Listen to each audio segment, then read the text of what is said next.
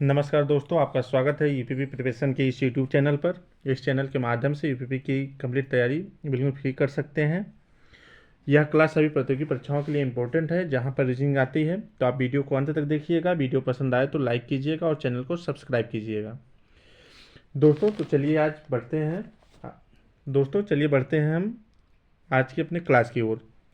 जैसा कि दोस्तों जो आज का हमारा टॉपिक है वह संबंध व आंशिक समानता परीक्षण है। इसको अंग्रेजी में दोस्तों एनालॉजी भी कहा जाता है और यह यूपीपी का बहुत ही इम्पोर्टेंट टॉपिक होने वाला है, क्योंकि इससे 2-3 क्वेश्चन आपके एग्जाम में ज़रूर देखने को मिल जाते हैं। तो आज हम थोड़ा सा जो भी इम्पोर्टेंट या मोस्ट इम्पोर्टेंट क्वेश्चन है वो आपके बीच में लाए हैं, उसको थोड़ा सा देखेंगे और उसको सॉल्व कैसे किया जा सकता है वो भी आज हम डिस्कशन करने वाले हैं।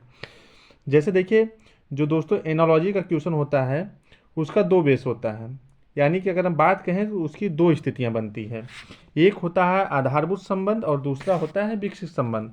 आधारभूत संबंध दोस्तों क्या होता है, इसमें आपको 4 पद मिलते हैं। तो जो संबंध आपका पहले से दूसरे से होता है वही संबंध आपको तीसरे से चौथे का बताना होता है। तो ये बन जाता है आपका आधारभूत संबंध। और अगर कहीं कहीं स्थिति ऐसी बनती है क्वेश्चन में कि पहले का संबंध दूसरे से ना होकर जो पहले का संबंध होता है वह तीसरे से होता है, तो आपको बताना होता है दूसरे का चौथे से संबंध आप बताएंगे। तो ये होता है विकसित संबंध। जहाँ तक हमें लग रहा है दोस्तों बात अच्छे से समझ में आ गई होगी आपको। 4 पद मिलता है, पहले का दूसरे से और तीसरे का चौथे से आपको बताना होता है। तो ये होता है आधारभूत संबंध। और विकसित संबंध में क्या होता है, पहले से तीसरे से होता है और दूसरे से चौथे से होता है। यही होता है विकसित संबंध। यानी कि दोस्तों जब भी हम ट्राई करेंगे तो पहले से दूसरे का ट्राई करेंगे और पहले से या तो पहले का तीसरे से ट्राई करेंगे। कभी भी हम पहले का चौथा इस तरीके से हम ट्राई नहीं करेंगे। इसका 2 ही नियम होता है, या तो पहले से दूसरे पे जाएंगे तो फिर तीसरे का चौथा का बताना पड़ेगा। अगर पहले से तीसरे पे चले गए तो दूसरे का हमको चौथे का बताना पड़ेगा। और कभी भी उसमें टाइम वेस्ट मत करिएगा आप लोग कि पहले का आप चौथा बताएं। पहले से और चौथे में कोई संबंध आप तलाश करने की कोशिश मत करिएगा। तो चलिए दोस्तों देखते हैं आज का पहला क्वेश्चन जो है। तो जो आज हमारा पहला क्वेश्चन है, देखिए इसमें दिया गया है, दिए गए विकल्पों में से संबंधित शब्द का चयन करें। तो जो हमारे शब्द हैं इसमें देखिए एक मिसिंग है, जैसे बंदूक है, गोली है, टॉर्च है। 3 शब्द है, तो इसमें आप देखेंगे कि बंदूक का टॉर्च से संबंध कर नहीं सकते हैं, तो जो बंदूक का संबंध होगा वह गोली का है। अब ये देखेंगे कि बंदूक का गोली से किस प्रकार संबंध है।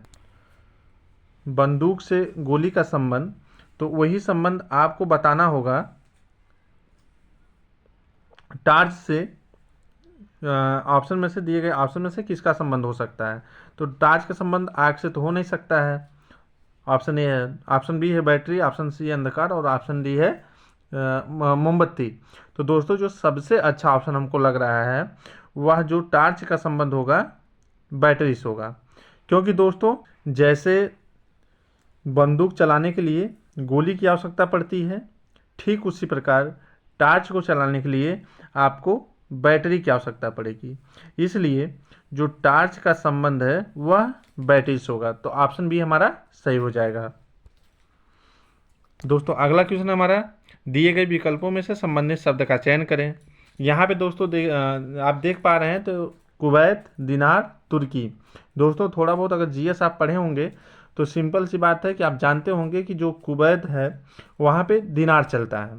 वहाँ की जो मुद्रा है वो है दिनार। जो कुवैत की मुद्रा है वो होती है दिनार। तो यहाँ पे जो तीसरा पद है तुर्की, तो इसकी मुद्रा क्या होती है दोस्तों, तो रियाल तो होता ही नहीं है, क्याद भी नहीं होती है, एन भी नहीं होती है। ऑप्शन डी जो तुर्की की मुद्रा होती है दोस्तों वह होती है लीरा। तो ये हो जाएगा ऑप्शन डी हमारा सही हो जाएगा। जो क्योंकि जो तुर्की की मुद्रा है वो लीरा है। जैसे उसने कुवैत की मुद्रा दे दिया है दिनार, तो आप तुर्की की मुद्रा यहाँ पे लिख देंगे लीरा। दोस्तों इस प्रकार जो इस क्वेश्चन का जो ऑप्शन डी है वो हमारा सही हो जाएगा। अगला क्वेश्चन देखते हैं, दिए गए विकल्पों में से संबंधित शब्द का चयन करें। जैसे नींबू, खट्टा। तो आइसक्रीम दोस्तों क्या होता है, ठंडा होता है, मीठा होता है, वैनिला होता है या दूध होता है। तो यहाँ पे दोस्तों उसके गुण की बात नहीं की गई है, उसके मतलब जैसे उसके स्वाद की बात की गई है। जैसे नींबू है तो वह खट्टा होता है। तो दोस्तों इसमें कुछ बच्चे कंफ्यूज होंगे कि आइसक्रीम तो ठंडी भी होती है, ठंडा भी होता है। ऐसा नहीं है, इसको थोड़ा सा अगर बारीकी से सोचेंगे तो जैसे नींबू है तो उसका जो स्वाद है वो होता है खट्टा, तो और आइसक्रीम का जो स्वाद है वो होता है मीठा, इसलिए ऑप्शन बी सही हो जाएगा। अगला क्वेश्चन है दोस्तों हमारा, दिए गए विकल्पों में से संबंधित शब्द का चयन करें। तो इसमें चिकित्सक, रोगी और वकील का संबंध आपको बताना है, यानी कि जो संबंध एक चिकित्सक का रोगी से होता है वही संबंध वकील से किसका संबंध है, न्यायाधीश से संबंध है, न्यायालय से संबंधित है, अभियोक्ता से संबंधित है, बैरिस्टर का संबंधित है।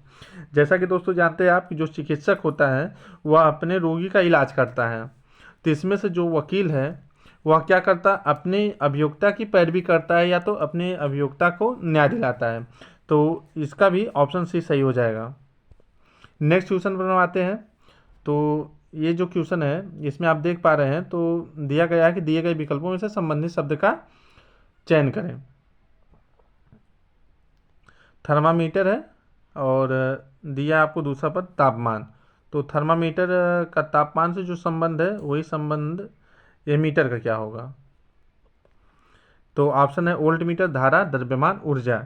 जैसा आप जानते हैं दोस्तों कि जो तापमान का मात्रक है वह थर्मामीटर होता है, तो इसमें से चारों में से जो एमीटर है वह किसका मात्रक है, वोल्ट मीटर का है कि धारा का है कि द्रव्यमान का, तो ऊर्जा का है। तो दोस्तों हम जानते हैं जो एमीटर मात्रक है वह है धारा का, तो धारा का जो मात्रक होता है वो एमीटर होता है, इसलिए इसका ऑप्शन भी सही हो जाएगा। अगला क्वेश्चन हमारा है, देखिए दोस्तों यह अल्फ़ाबेट पर आधारित है। दिए गए विकल्पों में से संबंधित अक्षरों का चयन करें। यह भी एकदम आसान होता है, अगर आप कोडिंग डिकोडिंग पढ़े हैं तो इसको बिल्कुल ही आसानी से कर ले जाएंगे। जैसे जो हमारा पहला पद है ई एच है, उसके समांतर वी एस लिख दिया है, फिर एम जे है। इसकी दोस्तों सबसे पहले हम नंबरिंग कर लेते हैं। जैसे जो हमारा ई आता है वो आता है 5 पर, और एच आता है आपका 8 पर, और वी आता है आपका 22 पर, और यस आता है आपका 19 पर। दोस्तों अगर आप देख पा रहे हैं थोड़ा सा कोडिंग डिकोडिंग में आपको हमने पढ़ाया है कि अपोजिट लेटर, तो जो 5 है और 22 है, तो यानी जो 5 का अपोजिट है वह 22 है, क्योंकि 22 5 आप ऐड करेंगे तो 27 हो जाएगा। और किन्हीं भी दो लेटरों का योग अगर 27 होता है तो वह एक दूसरे के अपोजिट होंगे। ठीक इसी प्रकार 8 और 19 को जब आप ऐड करेंगे तो 27 हो जाएगा। तो यहाँ पर जो ई का अपोजिट है वी और यस का अपोजिट है यस, यानी कि इन्हीं का जो अपोजिट लेटर लिखना होता है, लिखा गया है, तो वही हम अगले पद का फाइन कर लेंगे। जैसे आप देख पा रहे हैं कि यहाँ पर यम है, जो कि इसका जो क्रमांक होता है वह 13 होता है, और जो जे का क्रमांक होता है वह 10 होता है। तो दोस्तों अब 13 में कितना आप ऐड करेंगे कि 27 हो जाए, तो 13 में अगर आप 14 ऐड करेंगे तो 27 हो जाएगा, तो ये हो जाएगा 14। और 10 में कितना ऐड किया जाए कि 27 हो जाए, तो आप ऐड करेंगे 17, यानी कि 14 पर आपका आ जाएगा यन और 17 पर आ जाएगा क्यू। अगर आप देखेंगे तो ऑप्शन ए नहीं है, ऑप्शन बी भी सही नहीं है, ऑप्शन सी वो भी नहीं सही, ऑप्शन डी दोस्तों आपका सही है एन क्यू। तो जो आपका ऑप्शन डी सही है वो सही हो जाएगा एन क्यू। अगला क्वेश्चन दोस्तों है हमारा संख्या से संबंधित है। दिए गए विकल्पों में से संबंधित संख्या का चयन करें। देखिए दोस्तों यहाँ पर 226 लिखा है और 15 है, फिर 65 लिखा गया है, फिर बाकी आपको 4 ऑप्शन दे दिए गए हैं। ऑप्शन ए है 13, ऑप्शन बी है 4, ऑप्शन सी है 12 और ऑप्शन डी है 8। तो दोस्तों अगर आप थोड़ा सा 15 का स्क्वायर करेंगे तो हम जानते हैं जो 15 का स्क्वायर होता है वह होता है 225।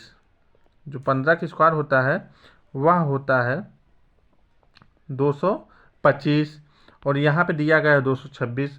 तो 225 में अगर दोस्तों हम +1 कर देंगे तो हमें मिल जाएगा 226। ठीक इसी प्रकार दोस्तों जो चौथी संख्या हमारी होगी वो होगी 8। अगर हम करेंगे 8 का वर्ग तो ये हो जाएगा 8 64, और इसमें +1 करेंगे तो हो जाएगा आपका 65, जो कि हमारा राइट आंसर हो जाएगा।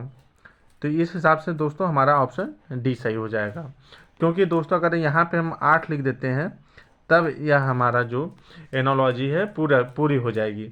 तो 15 का वर्ग करेंगे तो 225, +1 करेंगे 226। उसी प्रकार हम 8 का स्क्वायर करेंगे तो हो जाएगा 8 64, और +1 करेंगे तो हो जाएगा 65। दोस्तों बढ़ते हैं अगले क्वेश्चन की ओर। अगला क्वेश्चन है कि दिए गए विकल्पों में से संबंधित संख्या का चयन करिए। देखिए सर, देखिए दोस्तों, संख्याओं से भी खूब क्वेश्चन आते हैं। यहाँ पे दोस्तों देखिए, पहला दिया है, दूसरा दिया है, तीसरा विलुप्त है और चौथा दे दिया है। कोई बात नहीं, जो पहले का संबंध दूसरे से होगा वही संबंध हम तीसरे का चौथे से बता देंगे। तो आप 7 से 50 दोस्तों कैसे कर सकते हैं? जैसा कि दोस्तों उस वाले क्वेश्चन में था स्क्वायर, तो क्या यहाँ पर भी स्क्वायर हो सकता है? अगर हम करेंगे तो 7 का स्क्वायर हो जाएगा आपका 7 सत्ते 49। जो 7 का स्क्वायर है वो हो जाएगा आपका 49, और 49 में +1 करेंगे तो हो जाएगा आपका 50। तो यहाँ पे 101 है। तो दोस्तों यहाँ पे ऑप्शन ए है 5, ऑप्शन बी है 10, ऑप्शन सी है 11 और ऑप्शन डी है 38। तो दोस्तों अगर ऑप्शन बी को अगर हम देखेंगे तो दिया है 10, तो अगर हम 10 का स्क्वायर करेंगे तो हो जाएगा 100। जैसा कि उन्होंने दूसरे पद में +1 किया था, अगर इसमें भी हम +1 कर देंगे तो टोटल हो जाएगा 101, जो कि हमारे चौथे पद से बिल्कुल भी समान है, समानता का नियम फॉलो कर रहा है। तो अगर यहाँ पे अगर हम 10 लिख दें तो ये एनोलॉजी भी हमारी पूरी हो जाएगी। तो इस अकॉर्डिंग हमारा जो ऑप्शन बी है वह सही हो जाएगा।